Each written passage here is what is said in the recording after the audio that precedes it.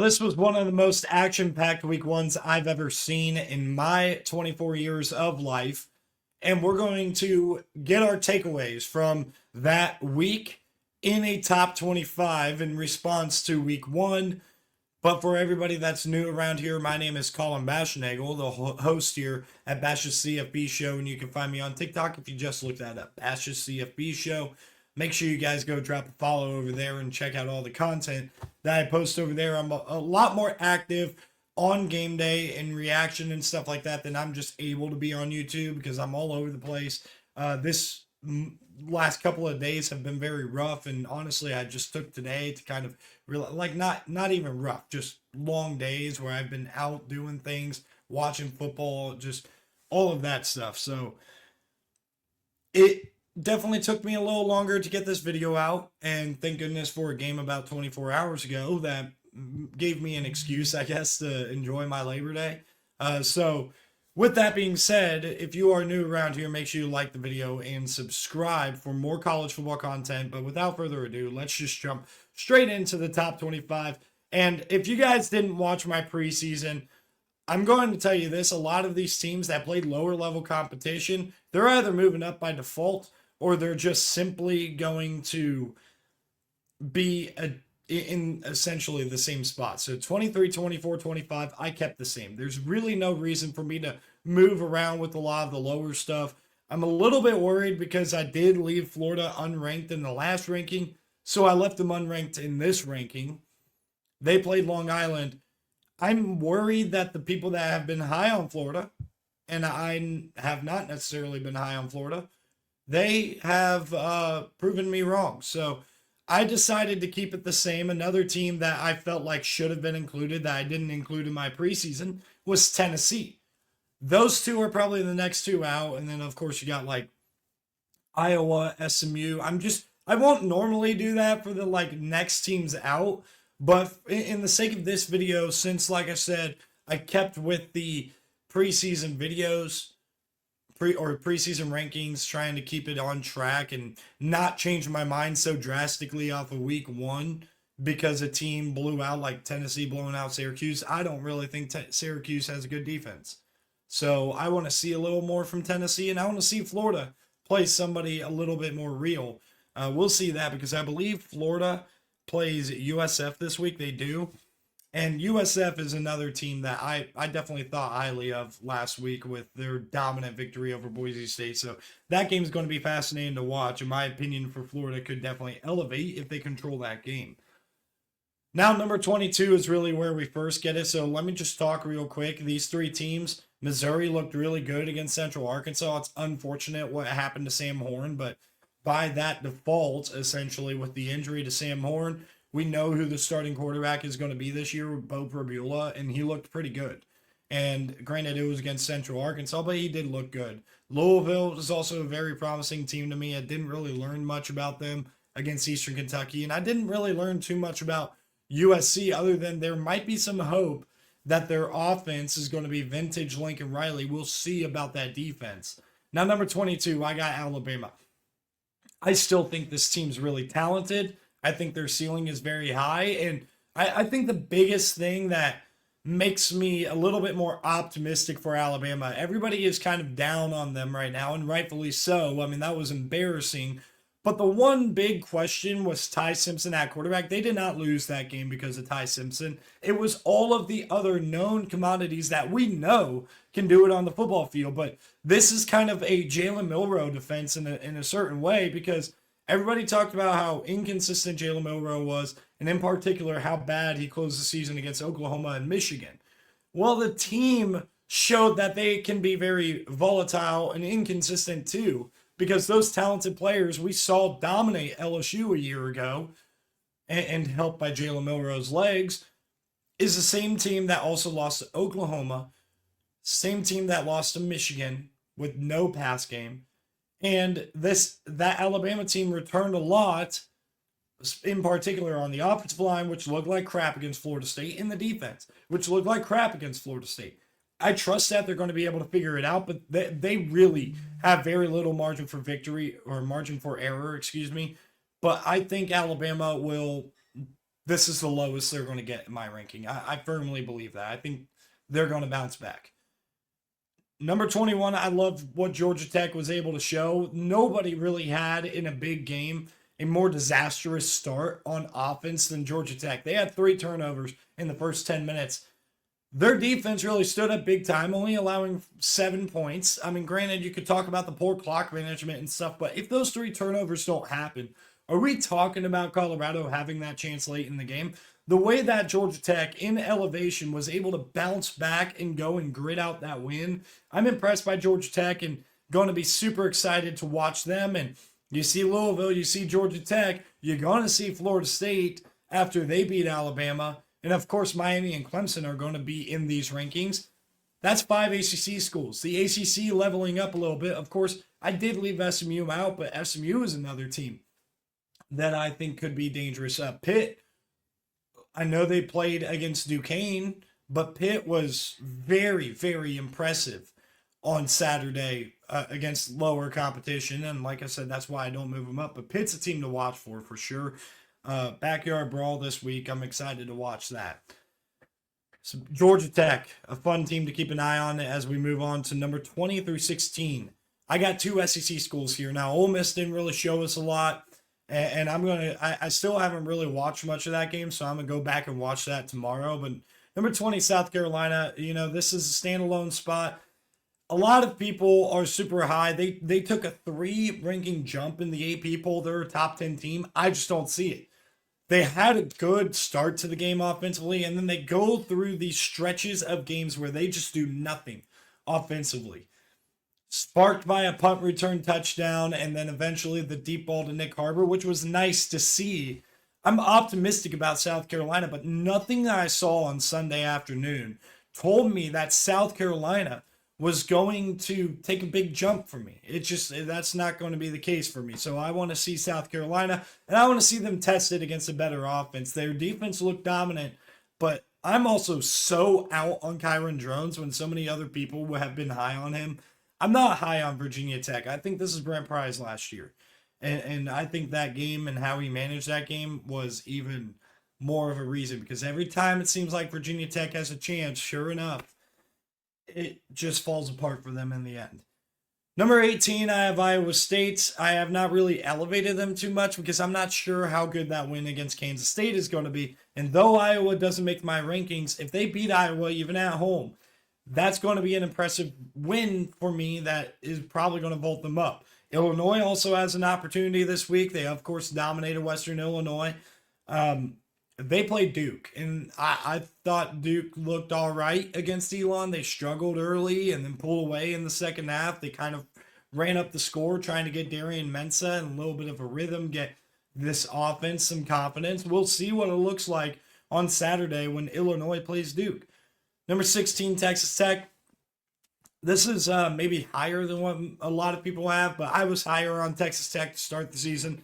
This is like hardly different than where I had them. I might have had them actually at 16 a week ago. I can't remember for sure, but number 16, I'm keeping it at with Texas Tech. I think this team's really good. 15 through 11. Now, UCLA, I think, could be a really good team or really decent team, I guess. And Utah just crushed them. And I think the big thing that made me jump Utah versus a lot of these other programs like Tennessee and stuff like that is because I have a lot of trust in the system that Kyle Whittingham has had. And the other thing about Utah is they would struggle with some of the mid teams, but they'd also compete with some of the better teams that they would play on their schedule. And then they lost a good amount of close games last year until it kind of fell apart through the end of last year. Devin Dampier, man. I mean, I've been preaching about him for a while. I probably should have had them in my preseason rankings, and that was kind of a little bit of a misstep for me not to. It was kind of hard for me to fit them in. There's a place for them now. I love what Utah was able to show, and I think they're a top 15 team. I think they are maybe the favorite to win the Big 12. I don't want to overreact. I'm giving number 12 Arizona State that respect of being the returning champions, but I think Utah might be the team to beat in the Big 12. Number 14, Oklahoma. They did not impress me against Illinois State. Maybe they were holding some things back, but I just thought that offense did not click the way I wanted to see it click, in particular the run game with Jaden Knott. We'll see. They got a big test against Michigan at home, and more on Michigan in a second. Number 13, I feel like this is an appropriate spot for Florida State as of now. The impressive win against Alabama carries a lot of weight for me because I'm really not that convinced that Florida State was really all that good. I mean, you got to keep in mind that you had 500 football teams or close to 500 football teams in 7-5 Michigan, 6-6 ended up being 6-7 Oklahoma, and then a 500 football team in Vanderbilt beat Alabama last year. Was that just an off performance by Alabama? That's my worry for Florida State. I don't want to overreact, but nobody outside of the top 10 has a more impressive win than what Florida State was able to demonstrate on Saturday. Number 12, Arizona State. Like I said, defending champs with a lot returning outside of Cam Scadaboo. We get to see a little bit of a test. They play Mississippi State this week, another game where Mississippi State, by the way, impressed me against Southern Miss for what they're going to be and what I think Southern Miss could possibly be. So that's going to be a nice test. Number 11, Texas A&M. I decided to keep them down because I really was not impressed. Now, I do think UTSA is a really good team, a contender for the American Athletic Conference, and the way that Texas A&M was able to pull away when that game was in doubt was impressive to me. I want to see that defense play better. Period. Point blank simple. I need to see that defense play better for them to actually be a top 10 team and a playoff contender for me. Now we move into the top 10, and number 10, I have Clemson. I am still not sure if Clemson's really all that good. You got to keep in mind, I don't know what game like Dabo Swinney was watching or Clemson fans think they were watching or media people were watching. That game was a very evenly matched game, and right before the half. Like it felt like it was an even playing field at the halftime in the first half. Second half was all LSU. They just dominated way more than the score would indicate. They outscored them 14-0 in the second half. Should have been. Everybody really knows it was 21-0. That was clearly a touchdown to Barry and Brown in the end zone. I'm keeping Clemson at 10 for an assumption that, number one, LSU is a really good football team. And number two, I still think Clemson's going to be all right. I'm excited for I believe it's a week 3 matchup, Georgia Tech, Clemson in Atlanta, in Bobby Dodd. It's going to be exciting. Number 9, I put the Michigan Wolverines here. Yeah, box score fans are going to hate on this a lot, but New Mexico, for starters, to me, I kind of underrated New Mexico a little bit. If you know anything about Jason Eck, the head coach over there at New Mexico, he was at Idaho last year, who was in a 3-point game with 5 minutes to play against Oregon, who didn't lose a regular season game last year. So the fact that Michigan was able to be as dominant as they were defensively, everybody that watched that game knows that one of those 2 touchdown drives that New Mexico had was complete and utter bogus. I don't know why they ejected Jayshon Barham for that targeting. And that drive just was aided by penalties and nothing else. Even if you don't want to say they were illegitimate, it was more so Michigan gave them that on the silver platter. But the biggest reason why I'm putting Michigan at 9 is because they had closed off the season so well last year. They didn't have a quarterback. They got one now. Now, I'm not sure how good he's going to be against a talented defense that's going to confuse him a little bit. Oklahoma is going to tell us a lot about this Michigan team. I'm also still not as sure about how good Oklahoma is. But number 9, Michigan, I'm, as a Buckeye fan, scared of them. I'm pretty high as an analyst on the Michigan Wolverines right now. Number 8, Notre Dame. I still think they're really good. I thought the game plan by Mike Denbrock was very crappy. I also thought what Chris Ash was doing on defense got away from the identity of Notre Dame way too much on defense.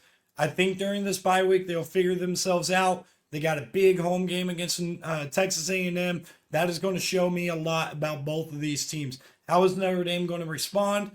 And how is Texas A&M really going to be this year? Those are the two things that I have questions about. Notre Dame needs to win that game. And to me, honestly, they need to win out because they don't have a lot of meat on their schedule to make the college football playoff. And I think the worst thing that happened to them was Boise State losing by 27 because Boise State's on that schedule. Number 7, I got Oregon. They look good against Montana State. Montana State's a pretty solid FCS program too, and they just hammered them, destroyed them. So I'm excited to see where Oregon is going to vault up to this year. I think they're going to contend in the Big Ten again, and not a whole lot of people are talking about them this year. Number 6, Texas. This is where they fall. Arch Manning's going to figure it out. This offense is going to figure it out. I thought they got away from the run game a little bit too early. A lot of people were very like, oh, Sark called the game way too conservative. I highly disagree. They were running the ball pretty well on Ohio State, and it would have been sustainable if they would have just kept trying at it a little bit more. But at the end of the day, they went for it on 5 fourth downs and missed on 4 of them. If you remember anything about Ohio State, it's clearly not just a Jim Knowles thing. It's also a personnel thing. And when you got players reacting like Caleb Downs, when Jalen McClain played the way he did too, it gets you a little bit excited for that secondary because he seemed to fit in with Caleb Downs' role very well to the point where Caleb Downs could go all over the field and just be an instinctual football player. I think that Sonny Styles, Arvell Reese, Caleb Downs, Jalen McClain, those 4 guys were the biggest reasons why they were able to bow up, get 2 red zone stops without any points, and of course the lockdown corners, Davison Igbinosun and Jermaine Matthews. We'll talk more about Ohio State. I think this Texas team is going to be fine. I thought the interior of the defensive line handled themselves well, and that was a big question mark of mine. I also thought the O-line in the run game looked good, but in pass protection, not so much. Yeah, Ohio State didn't get home. They pressured Arch Manning a lot. And I got to give Arch Manning a whole lot of credit. If there was one thing he did a good job of, it was extending plays and keeping plays alive. But he was not accurate whatsoever. That is probably the worst game we're going to see out of Arch Manning in his college football career. That's why I think Texas is still ranked number 6. Number 5, Miami. Their defense looked really good, and in particular, the front 7 looked very, very good. Being able to stop the run the way that they did, it's when you think back at that Georgia Tech game, the way that they got mauled over, and then you think back at the Syracuse game where they got the ball thrown all over them. Those 2 games, this defense doesn't reflect that. This is a completely new defense. The secondary is entirely new.